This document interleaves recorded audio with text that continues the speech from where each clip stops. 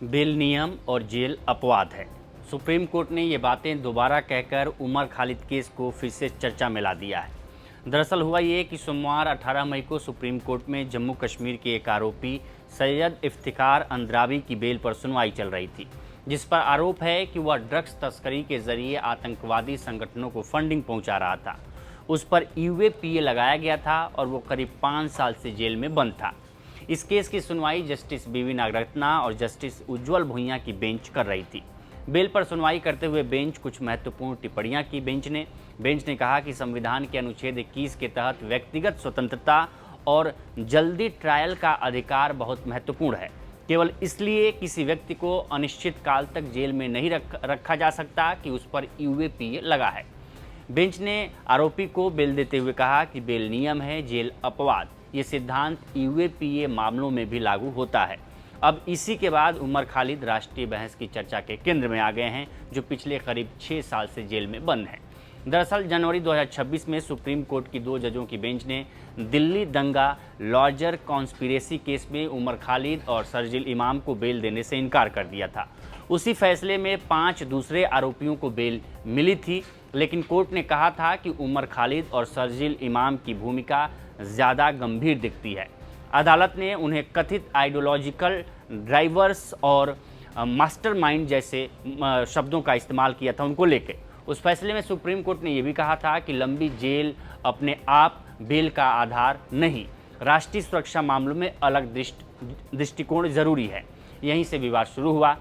कई कानूनी विशेषज्ञों ने कहा कि ये फैसला के नजीब के सिद्धांत से टकराता है, क्योंकि उमर खालिद सितंबर 2020 से जेल में हैं और ट्रायल अभी भी लंबा चल रहा है। और आज की बेंच ने भी लगभग वही बात दोहरा दी। आज की सुनवाई में सुप्रीम कोर्ट ने कहा कि हाल के कुछ फैसलों में अदालत अपने पुराने संवैधानिक रास्ते से भटकती हुई दिख रही है। बेंच ने कहा कि छोटी बेंच बड़ी बेंच के फैसले को कमजोर नहीं कर सकती। आर्टिकल 21 यानी व्यक्तिगत स्वतंत्रता को यूएपीए के नाम पर खत्म नहीं किया जा सकता। सेक्शन 43D5 जो यूएपीए में बेल मुश्किल बनाती है, उसे भी संविधान के दायरे में पढ़ना होगा। ये आज की बेंच जस्टिस बीवी नागरत्ना और उज्जवल भुइयां की बेंच ने कहा है। यानी अदालत अप्रत्यक्ष रूप से कह रही थी कि उमर खालिद बेल फैसले में शायद के नजीब का सिद्धांत सही तरीके से लागू नहीं हुआ। कानून के जानकार इस फैसले को अहम मान रहे हैं, क्योंकि ये पहली बार है जब सुप्रीम कोर्ट की एक बेंच ने सार्वजनिक रूप से दूसरी बेंच के फैसले पर गंभीर सवाल खड़े किए हैं, और वो भी एक बेहद राजनीतिक और संवेदनशील केस में। इसका मतलब सिर्फ उमर खालिद तक सीमित नहीं है। इसका असर उन तमाम यूएपीए मामलों पर पड़ सकता है जहां आरोपी वर्षों से जेल में हैं, ट्रायल पूरा नहीं हुआ और बेल लगातार खारिज हो रही है। सुनवाई के दौरान सुप्रीम कोर्ट ने खुद एनसीआरबी के आंकड़ों का जिक्र किया। अदालत ने कहा कि यूएपीए मामलों में देश भर में दोष सिद्धि दर बहुत कम है, कई जगह तो सिर्फ 1 से 6% के बीच है।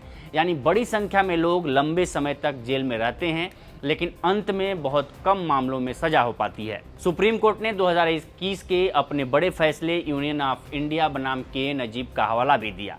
उस फैसले में 3 जजों की बेंच ने कहा था कि अगर ट्रायल बहुत लंबा चल रहा हो, आरोपी वर्षों से जेल में हो और मुकदमा जल्दी खत्म होने की संभावना न हो, तो संवैधानिक अदालतें यूएपीए में भी बेल दे सकती हैं।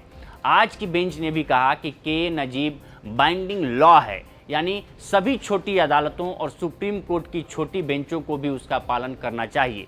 फिर अदालत ने बिना नाम छिपाए सीधे जनवरी 2026 के उस फैसले पर सवाल उठा दिए जिसमें उमर खालिद और शरजील इमाम को बेल देने से इनकार किया गया था। यानी अब सुप्रीम कोर्ट के भीतर ही यूएपीए बेल को लेकर 2 अलग अलग सोच दिखाई दे रही है। अब थोड़ा यूएपीए कानून के बारे में जान लेते हैं। दरअसल यूएपीए भारत का आतंकवाद रोधी कानून है। इसकी धारा 43D का सब सेक्शन 5 ये कहता है कि अगर अदालत को पहली नज़र में लगे कि आरोप सही हो सकते हैं तो बेल नहीं दी जाएगी।